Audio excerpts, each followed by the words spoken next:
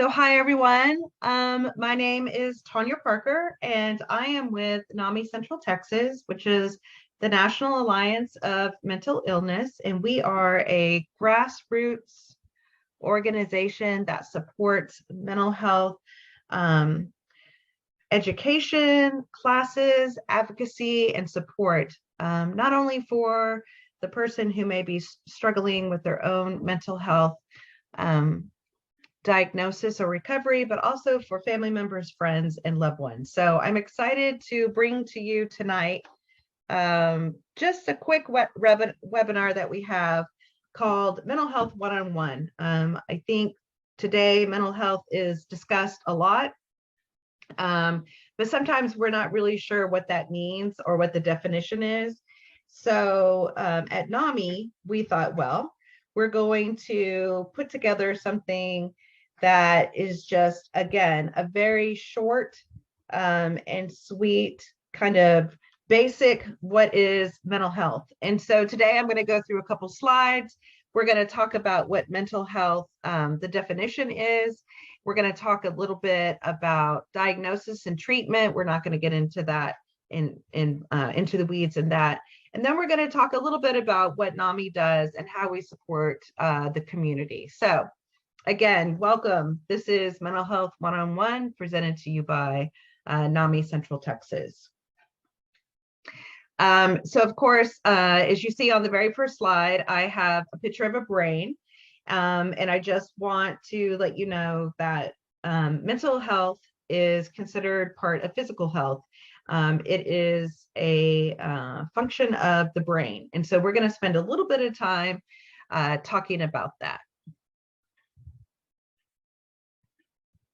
So our agenda tonight is we're going to go a little bit over what is mental health in a couple definitions. We're going to talk about the continuum of diagnosis. We'll talk again a little bit about treatments and services. We'll spend some time on crisis intervention and services, how to get help to you or your loved one. And then we'll talk a little bit about support and services and how NAMI really helps the community. So if you have any comments or questions, please put them in the chat. We are on a presentation mode, so unfortunately, I don't see your bright, shiny faces. But if you need something, please feel free to put it in the chat.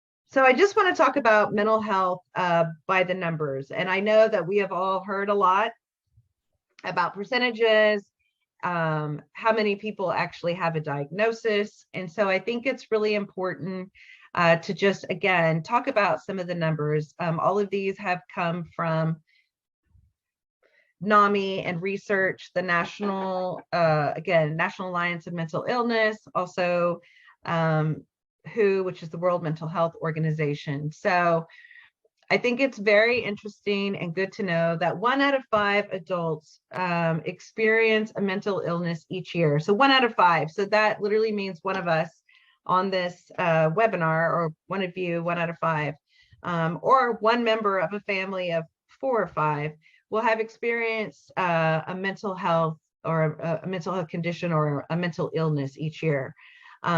Something about NAMI, which again, I'll get into later, is that we are a peer-led organization, which means that everyone that works at NAMI and all of our volunteers who help lead are peers, which means that they either have someone in their life that has a mental health condition or they themselves have a mental health condition. So I sit before you today as a person with a couple diagnoses who has been on the road to recovery probably for about 25 years now. You would not know that about me unless I tell you. And again, 1 in 5. So I think if we pause for just a second and think about everything that we've been through in the last couple years with COVID, that number has probably increased. The statistic came from 2020. So if we think about COVID and how we felt, a majority of us experienced some sort of mental illness during COVID, whether that was anxiety, depression, and it could have been situational or it could have stayed with us. So, and one of 20 US adults experience a serious mental illness. And so we're going to talk about the continuum of that. So when I say somebody might have experienced mental illness, that could be anxiety during COVID. So that's 1 in 5. If I talk about 1 in 20 have a serious mental illness, I'm talking about bipolar or schizophrenia, or one of the more serious mental health diagnoses. When we talk about youth, it's about 1 in 6 right now, and that's ages 6 to 17 who could be experiencing a mental health disorder. Again, those numbers were from 2020 and could potentially have more, but that is a lot of youth. We'll also talk a little bit tonight about diagnosis and how long it takes between diagnosis and treatment, and you'll understand maybe why this number might be going up or why only 1 in 6 are reporting. And then 50% of all lifetime mental illnesses actually begin around the age of 14, and about 75% by age 24. So let's think about 14 to 24. That's when we're really developing. Our frontal lobe isn't completely done. Let's mention the word puberty. So a lot of times when people are experiencing symptoms, it might be conceived as, again, puberty or becoming an adult, or just being youthful.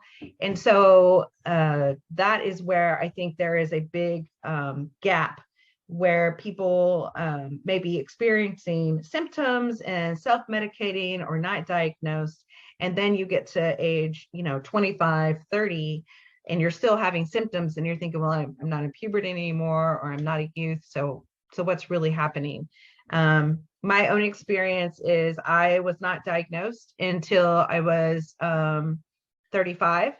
It took a really long time for me to figure out that something was wrong, and it wasn't my age or some other thing that was happening. It wasn't postpartum, it was on all of those things. And so a lot of times, a lot of people don't get their first diagnosis until, again, past the age of 24, 25. And then something that I think is really important is suicide is the second leading cause of death among people aged 10 to 14.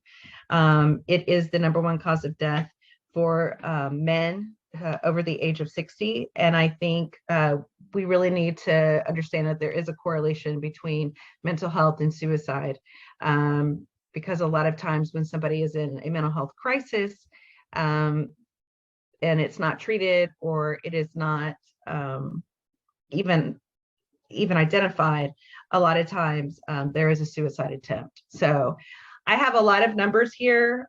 Some of this I'll share with you after the presentation, but I just really think it's important to understand that we do have people who are struggling.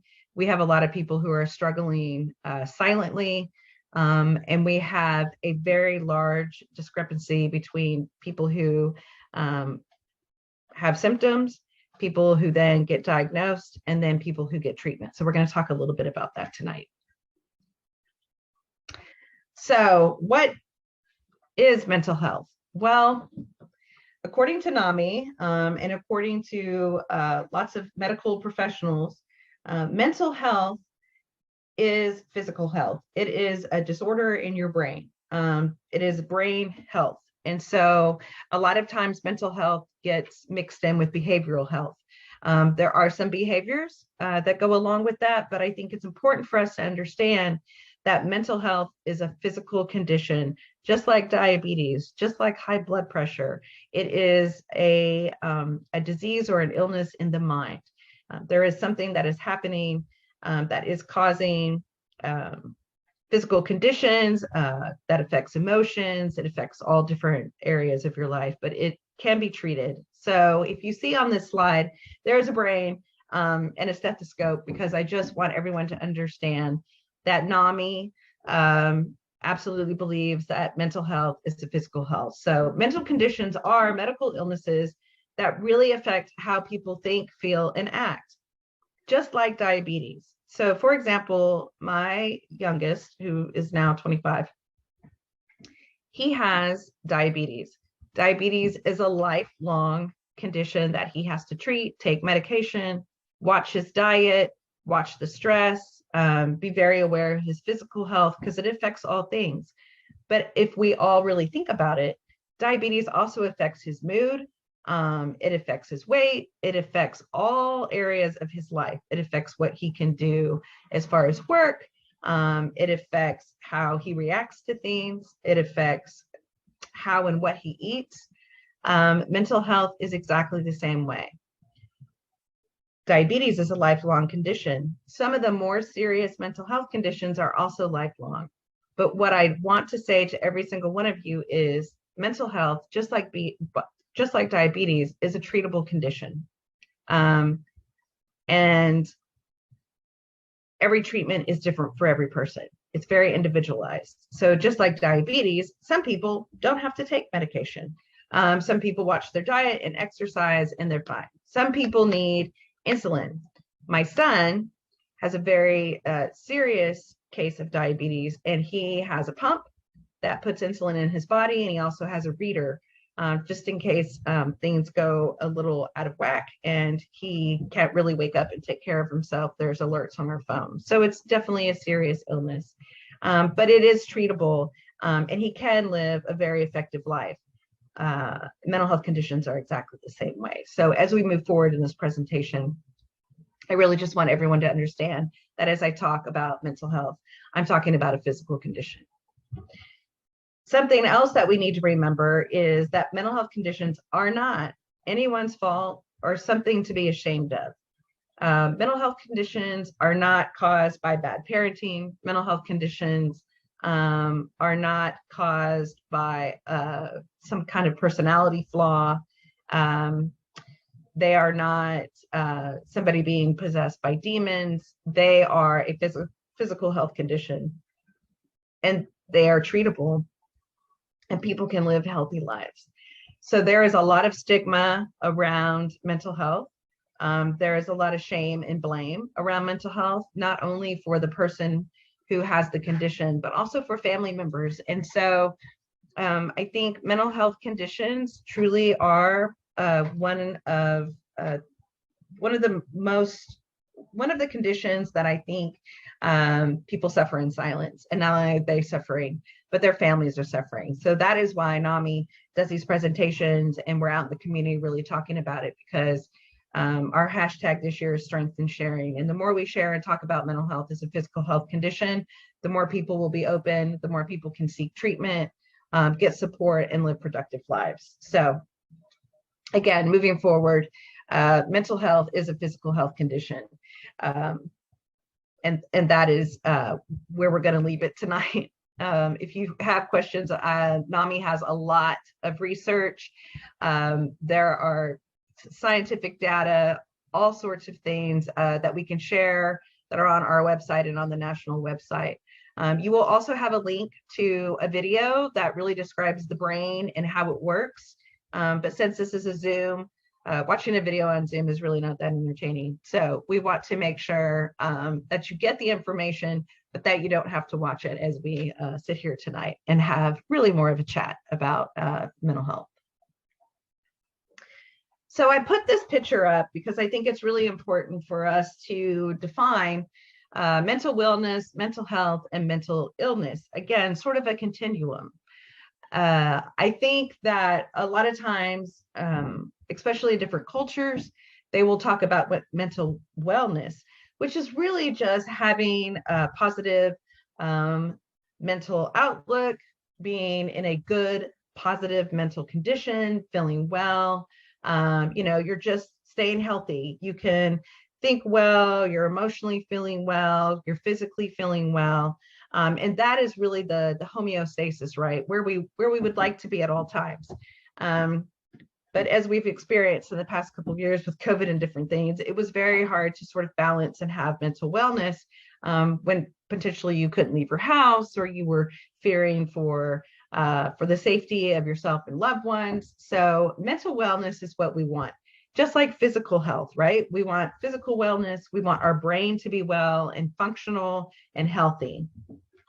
Mental health really refers to, and again, here's this behavioral piece, but it refers to the cognitive, behavioral, and again, that emotional well-being.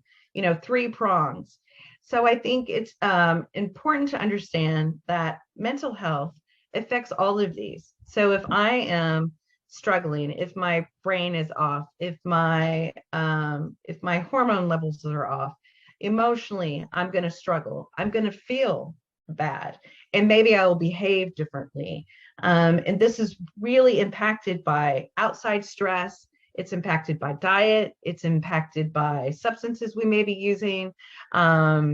It's impacted by medications we may be taking. And so when we talk about mental health, it's what we do in all these different areas to keep ourselves healthy, to keep our brain healthy, and to stay what we would call well. A mental illness is a mental health disorder. So this is where there's a diagnosis, and these are conditions, again, that you go to a doctor and they tell you, okay, so there is something affecting your brain. It will be affecting your brain your entire life, and here is the treatment. And let's talk about how to get you well, how to get you healthy, and then how to establish mental wellness throughout your life. So it really comes in, again, this is such an individualized illness where it looks different for a lot of people. So we'll talk a little bit about some of the warning signs, but please know that everybody reacts differently. So for example, one of my conditions is OCD. And so a lot of people think that that's clicking light switches and doing different things, but it looks different in everybody. If I am not healthy, I am cleaning the stove or doing a repetitive action before I can leave the house. For other people, it looks different. Now, that means that there's something in my brain that's misfiring. And so I do have meds that I take, and I have taken them for a very long time. I've had to adjust them, but I also have to monitor my physical health. I have to monitor the food that I eat, and I have to monitor my stress. So I do have a mental health disorder, but I work really hard to maintain my mental health, which then leads to my mental wellness. So I just want everyone to always think about these three things when we talk about mental illness, when we talk about mental health, and then mental wellness. So I think that those are three really important factors. So what really do we know? I sort of talked about that a little bit. There's a lot of factors that contribute to a mental health diagnosis. The onset of a mental illness typically takes place between 14 and 24. There are some signs and symptoms.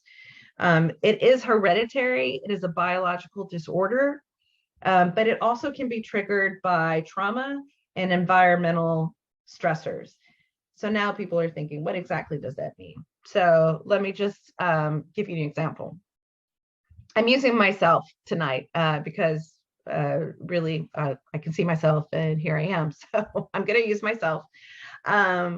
So I definitely had some symptoms again when I was young, and that was just chalked up to, oh, she's a very high achieving student and she does all these things. And so she's just a little stressed out, and that's why she does some of these strange patternized things, or she's high strung, right? High strung was the word, especially in the 80s.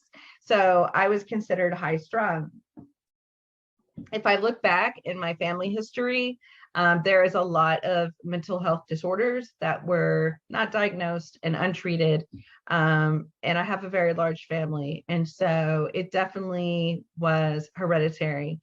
There is a biological component to it. So as I got older, I realized, okay, something's not right. And there's a lot of things happening. What really triggered it, and the reason why I finally went to the doctor and got a diagnosis, was I experienced a trauma when I was in my 30s, and it pretty much stopped me from functioning. So I was unable to leave the house without doing some very ritualistic things. I had a really hard time getting out of bed. I would take my youngest to school, and then I would just go back to bed and then get up and pick him up from school. And that's really when my day started, around 4 o'clock. And then I was up until the wee hours. And so that environmental stressor, that trauma, that really triggered my mental illness and my symptoms to become so overpowering that I could not function. And it took me a really long time before I finally went and sought help. And when I talked to my doctor, I remember she said, "Why didn't you come in earlier?" And I thought, because I thought I was handling it. So I think it's really important to know that there are triggers. And so people can be very functional until something happens and maybe it becomes overwhelming. So I think if we want to look just society wise, let's take a look at COVID and how COVID really impacted us. It was unexpected. We've never experienced anything like that before. It was very traumatic.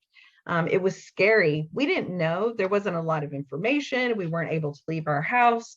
So if anybody didn't experience some kind of anxiety or stress during COVID, I'm going to be very surprised. But that was a trigger for a lot of people to really start experiencing and identifying some of the symptoms that they were having. What else do we know? It's not the fault of the family or the individual with the illness. So just like my son having diabetes, it is definitely hereditary, it's biological, it is in our family. And unfortunately, he was diagnosed with it when he was 15. It's not his fault. He didn't ask for it. He did not do anything to get diabetes. So I think we need to think of it that way. Heart conditions, high blood pressure. Yes, there's environmental factors. There are things you can do to make yourself better, but there is definitely a biological component to that. And it is definitely can be hereditary. Just like diabetes or a heart condition, a lot of times you don't know you have it until there's some kind of stressor. Maybe there's a physical accident, or maybe you start experiencing something because you're training or you're changing your diet or something happens. And then you think, wait, this is not right. My body is not right. Something's not right. And you go to the doctor and suddenly you discover, oh, I'm diabetic or I have high blood pressure. So just remember that it's always there and the symptoms might be there and it hasn't really affected your life, but an outside environmental stressor or some kind of trauma could trigger that. Which is why, again, we have a lot of people who, especially after COVID, are like, I am really struggling. I need some help. What is different about diabetes and heart conditions and mental health is if I say I have diabetes or heart condition, a lot of people are very supportive. My son was in the hospital for diabetes 10 times in a year. People were so supportive and walked my dogs and brought food and did everything. But when my son was hospitalized for a crisis, a mental health crisis, and I didn't really tell anybody because I did have some shame around it. And a lot of times people won't talk about it because it is stigmatized. It is the fault of the family, or it is that person, or they don't believe that somebody could really be struggling. Or the thought is you just have to, we are in Texas, pull your pull yourself up by your bootstraps and just keep going, work through it. But that is not the case. It does require outside intervention. So we may not be able to see it, just like we don't really see a heart condition, but it still needs treatment. And then when you do find out that you have a mental health condition or you have a mental health crisis, it is very traumatic and disrupts your life, every area of your life. And not only is it disruptive for the person experiencing it, it is disruptive and very scary for the family. And that is why NAMI tries to work with all of the families, because we need to educate families, we need to educate society and the person, because it takes a village, it takes the family, it takes a whole system to support that person. Just like my son ended up in the hospital, we found out he was diabetic. It was a very, very scary time. It was very traumatic, and it changed everything about his life and our life. And mental health is the same way. It is exactly the same way. And a lot of times a mental illness is a very catastrophic event because sometimes it does include crisis or a suicide attempt or hospitalization. And because we had never experienced that before and we don't have the tools, it creates a lot of stress. Whoops. So please know that if you or your loved one has experienced that and you are having a difficult time, it is very normal. And hopefully you can connect with us and we can help you get services. But it is a very heavy traumatic event, just like any other physical health crisis. So now you're thinking, okay, well, you've talked a lot about what it is. What does it look like? I think it's really important when we talk about warning signs. Again, it's a continuum. What I want to tell you is that when people experience these warning signs, it can look like a typical stressed out person or an anxious person. You know that it is a problem when it disrupts your daily activity. So there are a lot of people who go for a very long time having a lot of very intense, very intense warning signs. And they're just still going, they're pushing forward. And what happens is they go to work, they go to school, they take care of the kids, and then they go to bed and there's nothing left. And so I just want everyone to know that when you look at these things, changing in sleep habits, how many of us are like, oh, I was up all night, I couldn't sleep, but that's just typical because I was stressed out. But if that happens every single night and we're going on, day 3 or 3 weeks and you're only sleeping 1 or 2 hours a night, that is a problem. That is a condition that needs to be looked at. If you're having severe mood swings and you can't maintain, right? You can't maintain that wellness. If anything sets you off and your reaction is really big or there's no reaction and you're thinking, this is not right. And that continues to happen day after day. It's the drastic changes. It's the impact that it has on your daily life. And again, I have to say that there's a lot of people that on the outside, it looks like they're fine. Maybe they're a little stressed out. Maybe they're coming in late to work, or maybe you have a loved one and you're like, they're a little unkempt, or they haven't washed their hair, or they can't seem to remember dates or times to show up. And this is month 3. We need to take a look at that. So when you look at this, I just want you to think of not only this behavior or this warning sign, how long has it lasted? How much impact is it having on their daily lives? And do you see drastic changes? For example, my son, when he started struggling, his sleep was off. He was up all night and trying to sleep all day. The problem was he was 16, 17. And every time we went to the doctor, they were like, oh, he's just off on his sleep habits. He's a teenager. He needs to turn his phone off. We did everything. And he still wasn't sleeping. And it got to the point that it was on day number 4. And at some point he called me and said, there's a woman in my car and she won't get out. And there wasn't a woman in the car, but he was seeing a woman in his car. So he was having a hallucination. And I was thinking, oh, it's because he hasn't slept, but it was all of the warning signs and everything that accumulated into that one event where it was like, and this child needs help. Like, he is doing everything that he can and he's not sleeping. He's very anxious. He can barely get out of bed. He hasn't showered. And now he's seeing things. So I just want everyone to understand that when you see these things, let's not brush them off. And let's really look at how long they're affecting somebody, and if there are changes. So when we talk about this, again, remember, we're talking things from simple anxiety that could be causing difficulty and somebody's late or they're having a problem leaving the house, all the way to the person cannot leave the house because they are struggling or they're not answering phones. They have a lot of paranoia. So again, it's that continuum. But it's how much is it affecting their life. And so I know I don't have like really clear cut examples, but I think if you know that person or you're noticing it, if you're noticing it, it's a problem. If you're still noticing it a month, 2 months later, there's something that needs to be taken care of. And so just really be aware and take the time to ask somebody if they're okay. Talk about what is really going on and just listen. I think it's important for us to understand that anxiety, that worry, that fear that's their worry and their fear, and it's how they're perceiving it, not how you're perceiving it. And I think this is one of the most important things about warning signs. You'll hear a lot of times somebody will say, it wasn't that big of a deal. They just broke up with their boyfriend or their girlfriend, but then in 3 months, they haven't left the house and they're having a struggle in their daily life. And people are thinking, well, it's just a boy or it's just a relationship and they're 22, they'll be fine. But it's in the eyes of the person.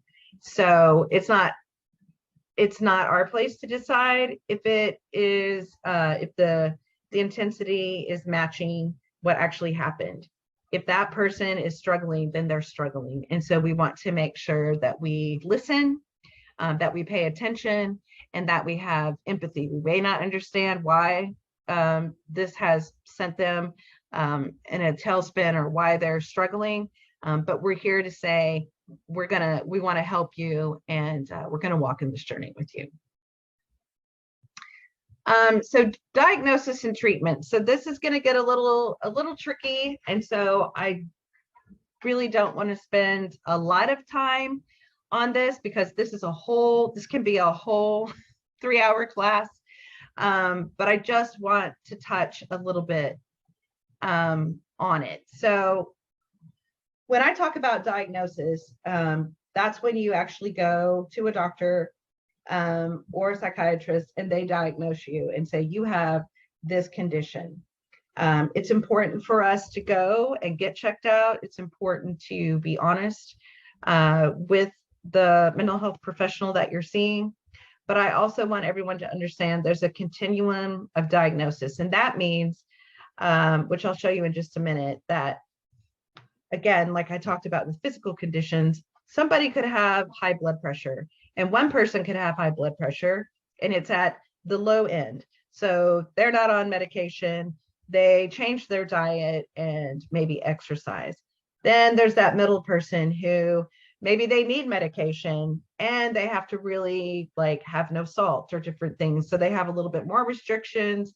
They have meds and they have to start exercising. Then there's the extreme end where it will really affect their life. It has affected their heart, it's affected some other physical conditions, and so they have a lot more restrictions, but they can take care of themselves and still have a life. So a healthy, productive life. I want us to think about mental health conditions in that way. I also want to say, as we're talking about this piece, that it's really important to understand when we talk about a diagnosis that a lot of times, like I mentioned before, people will have symptoms from age 14 to 25, 30, and maybe they haven't hit the bottom. Maybe they haven't had a trauma, or maybe they've been able to function. And so a lot of times a person gets their first mental health diagnosis after a crisis or after something that has happened that really makes them stop and think. So again, for example, what I talked about earlier is I was not able to function. I was not able to hold down a job. I could barely pick up my child. And that went on for probably a good 4 months. And at that point I was like, okay. And that happened after a trauma. So it took, I want to say 6-7 months to decide that I was going to actually go and talk to mental health, not a mental health professional, just my doctor, about what was going on. So I got one diagnosis, and then probably 4 years later, I got my second diagnosis. So not only is there a continuum of diagnosis, but it's a journey. You can start off with one thing, and then maybe in 5 years it could change. And so if you really talk to someone that has a severe mental health condition, you'll hear that they went through a lot of different diagnoses, a lot of different treatments, a lot of different medications. So it is a journey. Very similar, again, to my son who has diabetes. It took them 4 years to decide if he was type 1 or type 2. So there was a lot of, we tried this, it didn't work. We tried that. Oh, he's producing sugar, he's not. It was a lot of confusion, and 4 years that was really rough. And then it took another 5 years to find the correct insulin for him. And that was, I'm going to say, really traumatic because he got very ill. and had a lot of really bad side effects. And so that happens as well with treatment, not with everybody, but I'm just trying to give everyone a clear picture of what that looks like. So please know that it is a long time, long journey, and that things can fluctuate and change, just like any other physical health condition.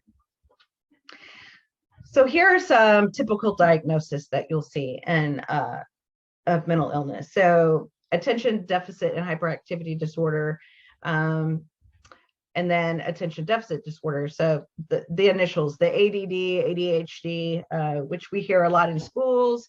Now we're hearing a lot about adults having it where they can't concentrate or sit still or fidget. I don't know about you, but Zoom has made me think that I have it as well, but it's the Zoom world, right? So I think it's really important to know that this is a mental health condition. This is an illness. This is something that can be treated with medication. It can be treated by changing your diet. It can be treated in all different ways depending on the person. It can create some issues, and it can cause some negative effects in your life, but it is manageable. Anxiety is the same way. There is situational anxiety, which a lot of us experienced during COVID. It could be anxiety maybe during a pregnancy or a relocation. It could be, like I said, a situation. There's also anxiety that will be with you the rest of your life, and has some really intense symptoms. My anxiety is further down on the mental illness spectrum, where it really feeds into my OCD, my obsessive compulsive disorder. So anxiety, again, can be at one end or all the way at the other. Depression, we hear a lot. That really is, again, everyone experiences it differently. There's situational depression that can happen, the loss of a loved one, an accident, a physical, long-term physical health condition. There's depression that has a time frame on it. There's all different levels, again, of depression. Again, can be treated with medication, can be treated with change of diet, or there's depression that is completely debilitating, where people cannot even get out of bed and function. Obsessive compulsive disorder is another one. This is not all of the mental health conditions, by the way. These are just ones that we talk about.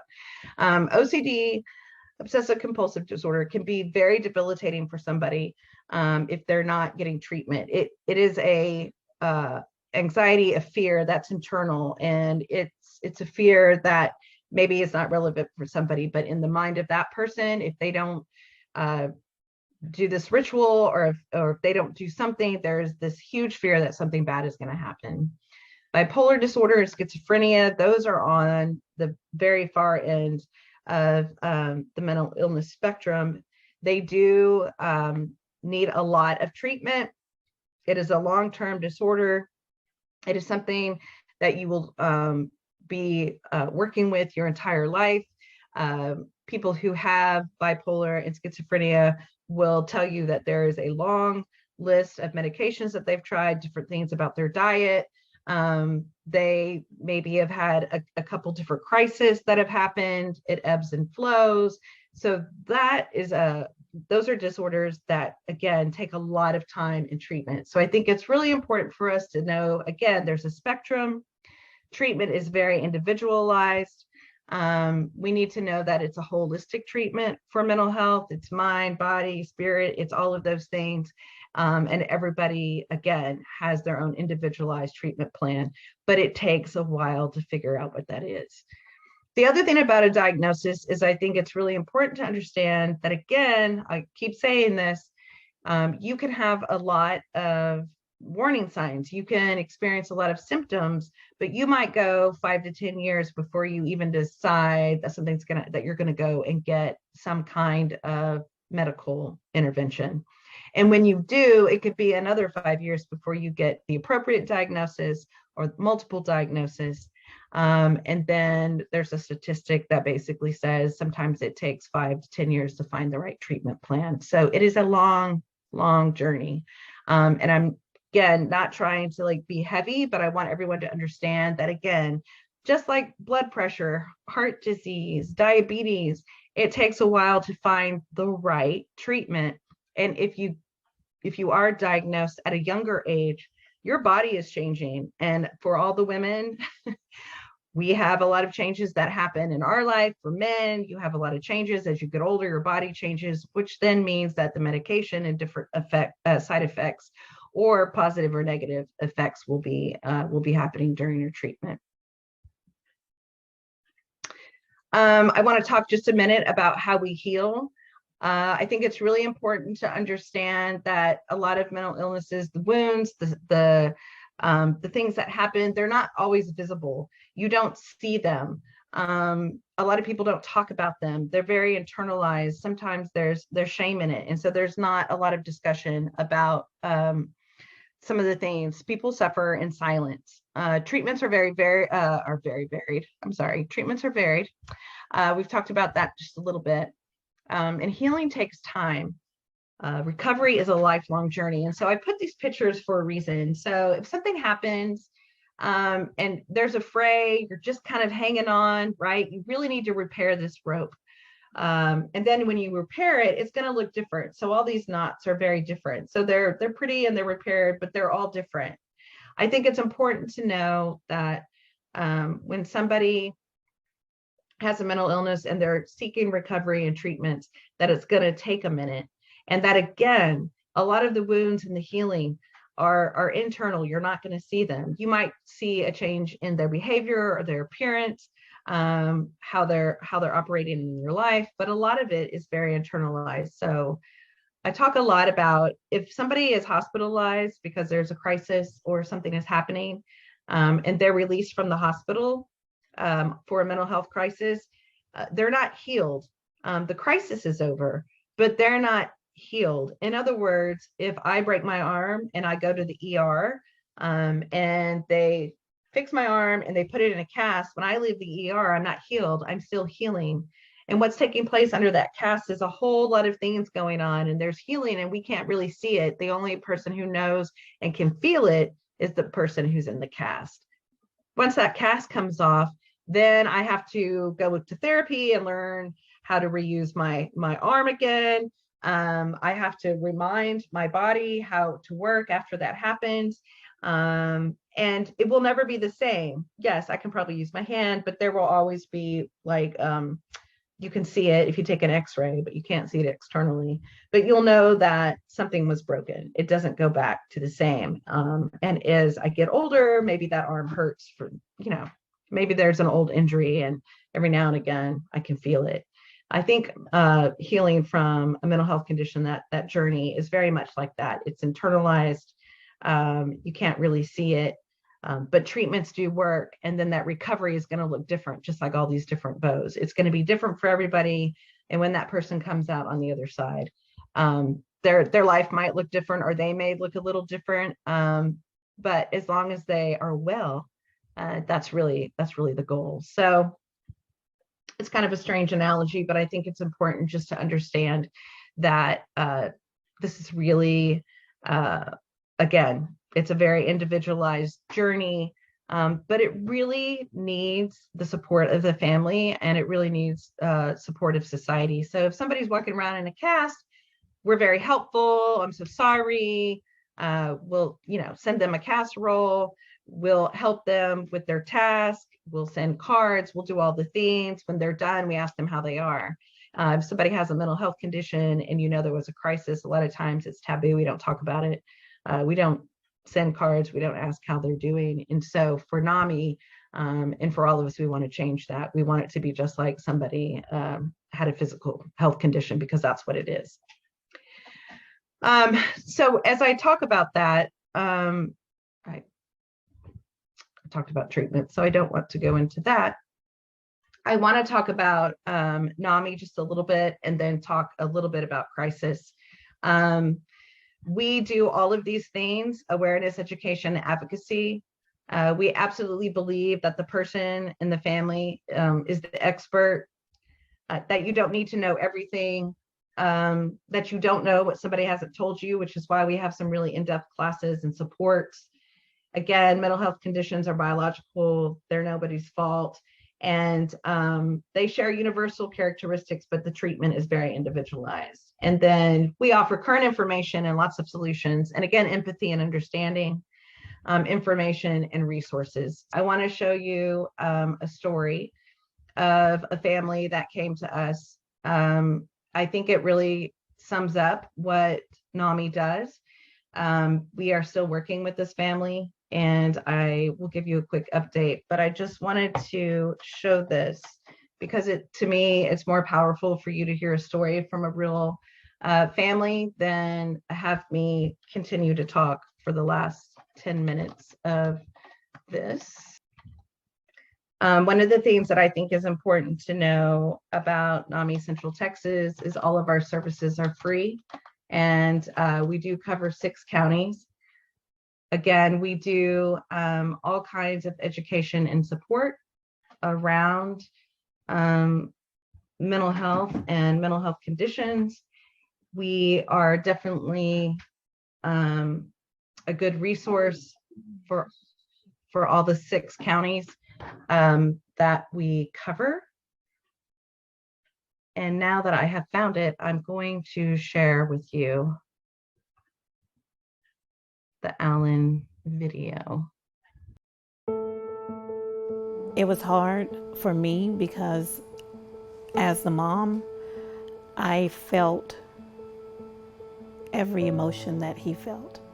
I felt his depression, I felt his anxiety, I felt his not wanting to live. I felt it right there with him. I was 15. I remember coming outside, and I remember hearing, it's a beautiful day outside. And I didn't really understand it because when I looked around, I didn't see anybody around me. I had 3 voices going on inside my head. The insecurities that was always inside my life just flared because of the voices. The voices would say this, the voices would say that. You're useless, you're worthless, you're not worth being on this earth. Conversations where I would combat myself to fight them. During those times, my family and my friends did not know what was going on. I did not want them to know what was going on. The only outlet that I would do during those times was to either cut myself, self-mutilate, or self-medicate. He had a suicide attempt, and we had to take him to the emergency room. One of the staff was kind enough to take me aside, and she gave me a little Post-it, and it had NAMI on it. And she said, "You need to look this up." When we got home, we looked up NAMI. We went on and signed up for the family class. We were just happy because we could be real. We were able to cry. We were able to laugh at ourselves and each other. We were able to say things that you wouldn't say outside of that room with people who aren't going through what you're going through because they won't understand. You know, I didn't want to get help. It wasn't until my parents decided to become teachers. They encouraged me to go to the peer-to-peer classes, go out to several of the events. I have a system, I have support. You never know the resources you have until you speak out and open up. The support, the family of NAMI is what really we were compelled. We had to give back because our family was healed through that process. NAMI has given me the tools to use to be able to empathize, to be able to have that higher level of compassion for my own blood. My son, he didn't ask for this. It wasn't his fault. We need more individuals out there, families out there, sharing about how to help those with mental illness and take care of those who are the primary caregivers. In teaching the classes, you learn so much knowledge during that time. You know you're not alone. You know that there is a community out there for you, and you know that there are other people going through the exact same things that you're going through, and we're still here. We're still here.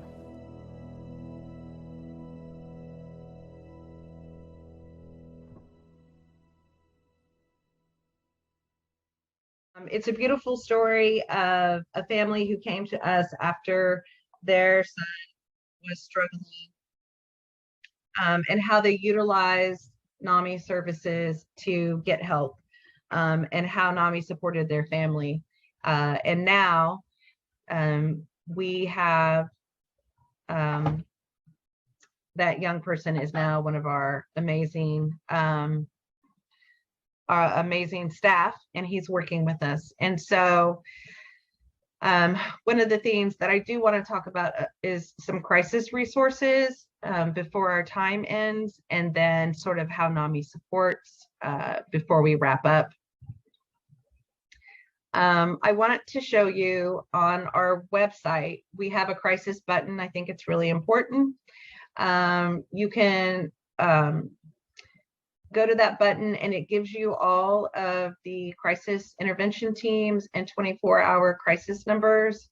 We cover 6 counties. Again, like I said, there's a suicide assessment card you can download that actually gives you questions that you can ask, and it has the National Suicide Prevention Hotline, a 911 checklist, and then a great crisis planning guide. All of these are free, and you, again, can utilize these. What I would really like for everybody to do is to put 988 in their phone. 988 is the new hotline for mental health crisis. It is an international line that has 12 different languages and can get you a trained professional who will talk you through, or your loved one, through the mental health crisis, and connects you with local resources and crisis intervention teams or mental health deputies who can come and then respond in person if necessary. I encourage everyone that if they are struggling, or you have a loved one who's struggling, to call that number if there is a crisis. And then also know that you can use the numbers that are on the screen. We have a national text hotline, that's 741-741. You can text it 24/7 and have somebody respond to you.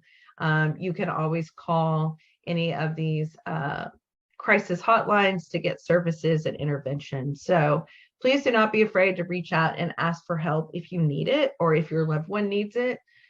Please do not hesitate to reach out and ask for help or services. One of the things that I think is important to understand is that there are trained counselors and social workers who are mobile and will come out to your home and talk to you or your loved one who may be experiencing a mental health crisis. They can help you connect to services. They can connect you to the local mental health authority, who can do telepsychiatric appointments. They, again, can just help you, and then again connect you to services. If you are not having a crisis and you just need some resources or some help, please know that, again, this is not all the resources that we have, but we have a great resource list that you can come and review if you want some information.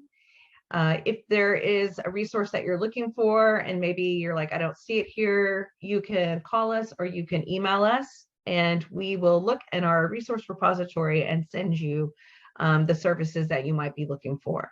So we are here as a connection to help you. Also, if you need a support group or maybe an educational class, or you want a presentation, everything that we offer that's listed over here for the communities, faith communities, schools, it is all free. You can come and attend a support group or a class or have a presentation, and we will come out and provide that for free. We have lots of events coming up, but one of the things that I think is really great is this Mind Matters page. Like what's happening tonight, which I believe is live and also being recorded. You can go back and look at all of the different topics that we've had and watch the videos. It's all free, it's educational, it's presented by professionals. It's a great way to start the conversation and maybe start researching. So NAMI is here to help. We're here to help in whatever way we can. Please know that we want to support everyone who might need some help or some education. They also might need some resources. So as you see, Kim, my wonderful cohort, has put general resources in, also the video link that you can share. Again, there is strength in sharing stories, there is strength in sharing experiences, and one of the things that we want everyone to know is that mental health is physical health, that it is treatable, that you can have a healthy life, and that NAMI, again, is a nonprofit organization that is here to provide education support for anyone who might need it. And so please reach out to us if you have any other questions, concerns, or thoughts. Come back and attend a group or take a class or come back for another Mind Matters. And please do not hesitate to reach out for help. If anyone has any questions in the chat, if not, it looks like we are right at time. I hope you feel like you at least received something that you didn't know before you came into this space. And if nothing else, I hope you know that NAMI Central Texas is here again as a support to help provide resources, connection, education, and again, help you or your loved one. So I don't see anything in the chat at this moment. Again, there's a lot of different resources in the chat. You will get an email that includes a lot of different things and some videos that you can look at. Please feel free to reach out and get connected with us. If you would like to volunteer, when we send you the email, there will be a link that you can follow to learn how to volunteer with us, to become a presenter like I am, to be a panelist, to learn to teach classes, or to share your own story. If you've already completed the application, we will be back in touch with you about your interests, and we will encourage you to attend any of the sessions that you're interested in. So please feel free. You can reach out to me directly if you'd like, which Kim can put my email into the chat, and we will start looking into where you are in the process. But thank you again for joining us this evening for Mental Health One-on-One. We spoke about some basics. I hope, again, you learned something new. I hope you know that we're here. NAMI Central Texas is here to support you or your loved one in the community. And I hope you stay in touch with us and come back and see us again for our next Mind Matters.